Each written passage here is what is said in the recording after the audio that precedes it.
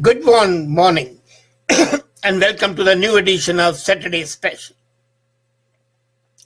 You must have read the news or heard the news that India has signed up ultimately with the Japan government about building a bullet train between Ahmedabad and Mumbai.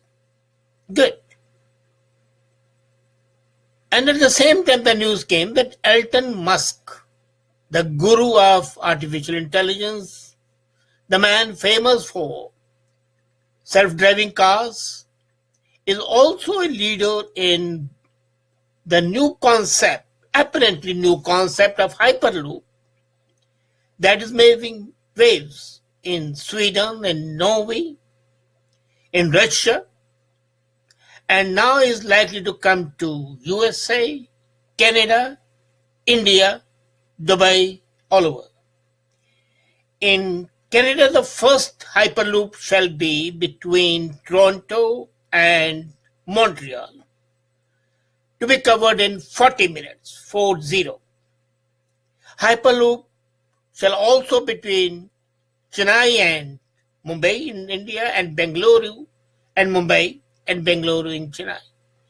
In USA, 4 sectors would be there, starting from Detroit to Nebraska, Washington, New York, and so on.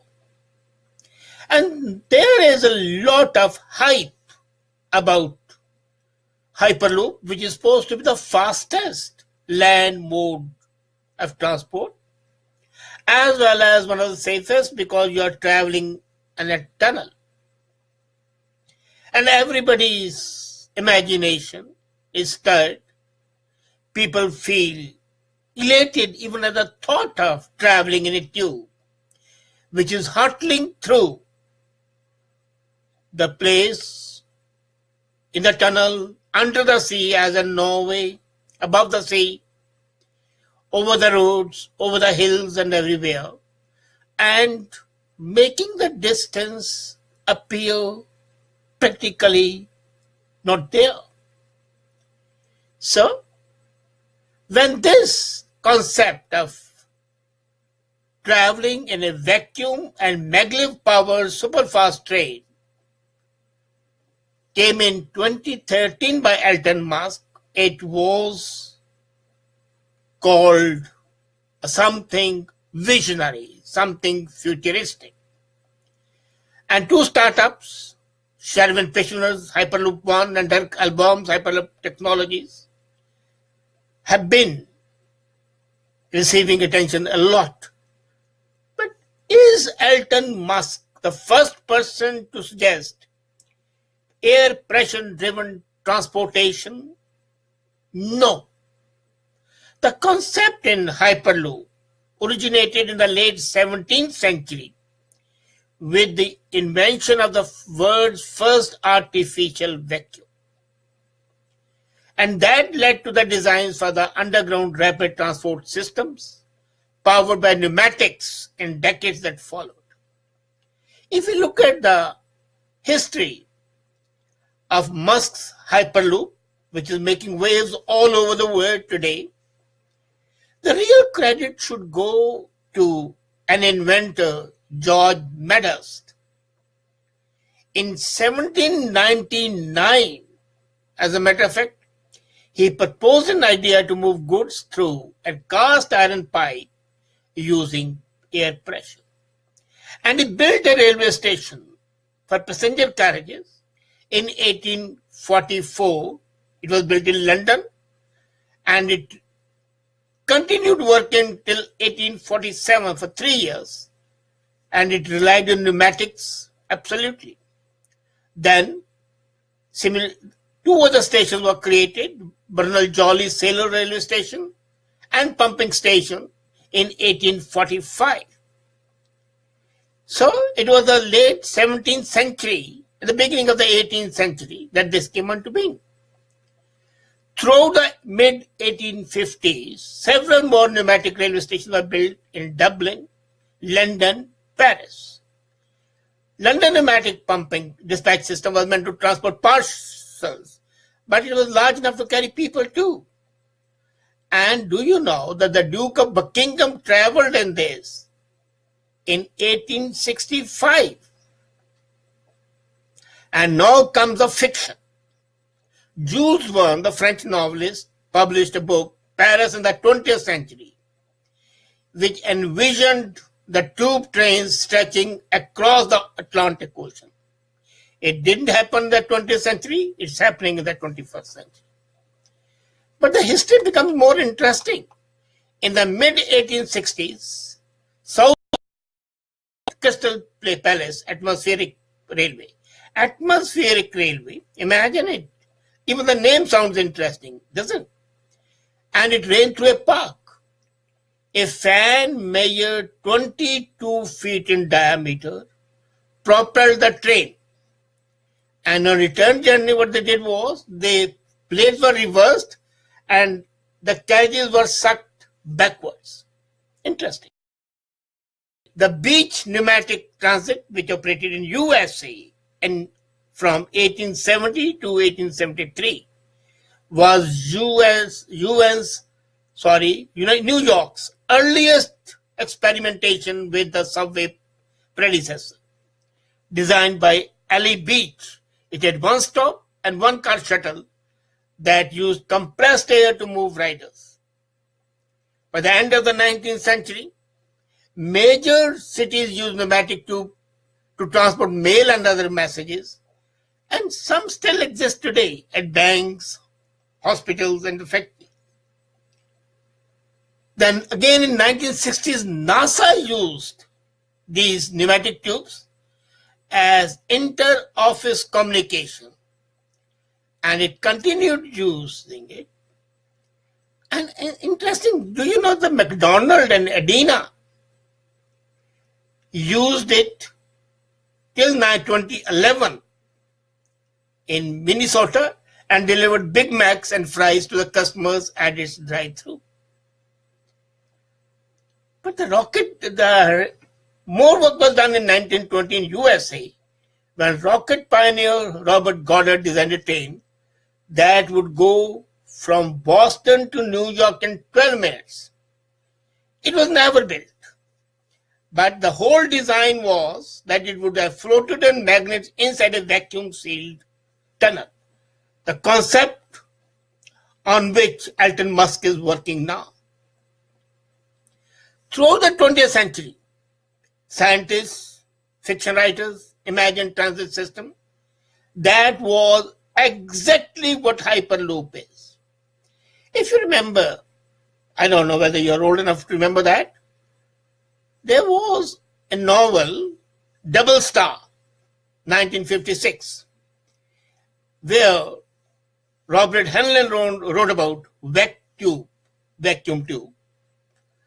And the researchers at MIT designed a vacuum tube system for 45-minute trip from New York to Boston in early 90s.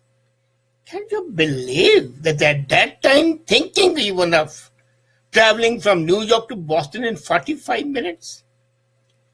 And that system of MIT was the same design that has been copied by Musk and used a magnetic track.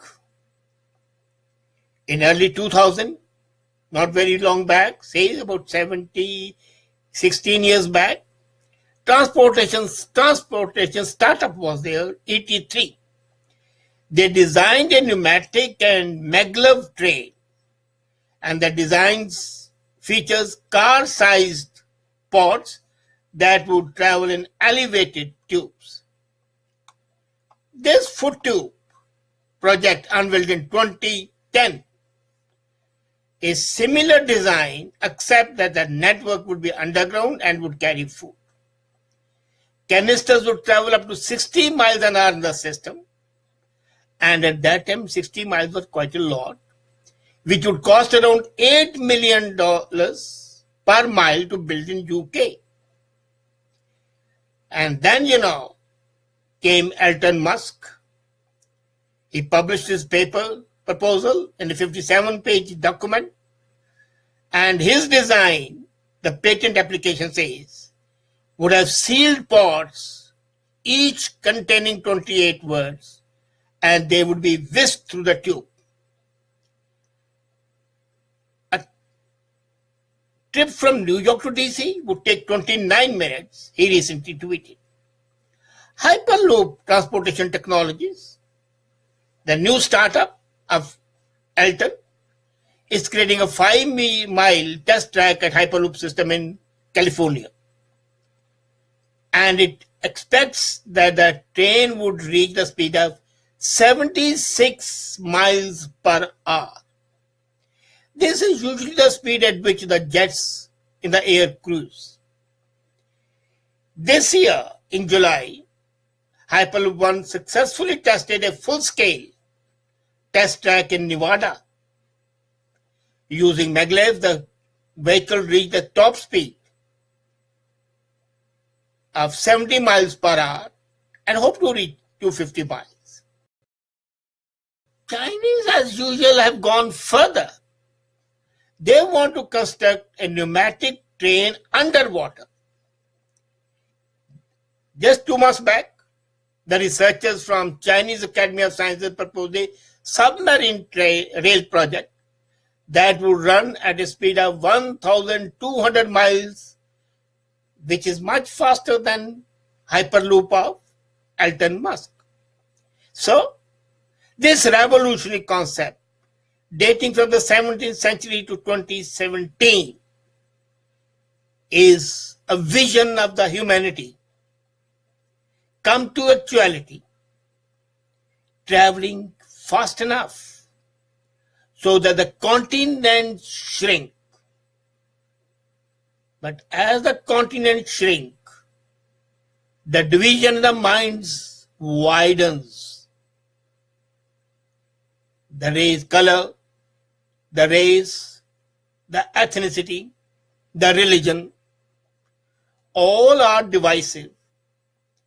And I wish there was a hyperloop in the minds of humankind that they could travel and understand much better. But now, let me tell you that Hyperloop One has already identified 10 strong potential routes in the world.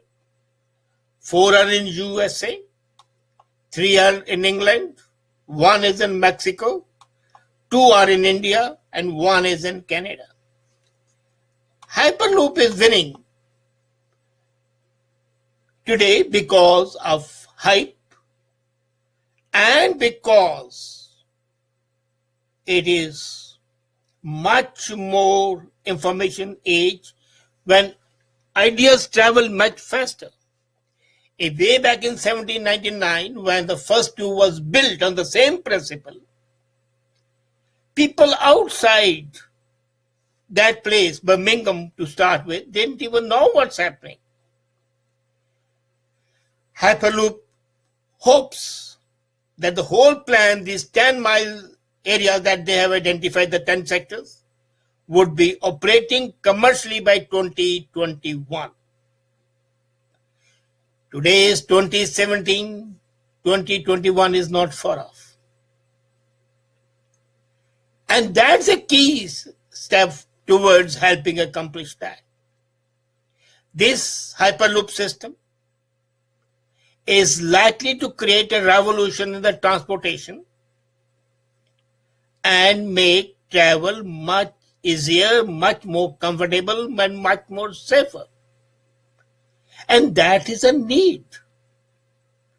As the ideas and the thoughts have unimaginable flight, and there is no range to which they can extend, as the human mind is capable of traversing great distances in the twinkling of an eye, why should the bodies of the human beings not travel at least at the fraction of that speed and participate in this great drama of technological progress, which is a result of human innovation and human dreams.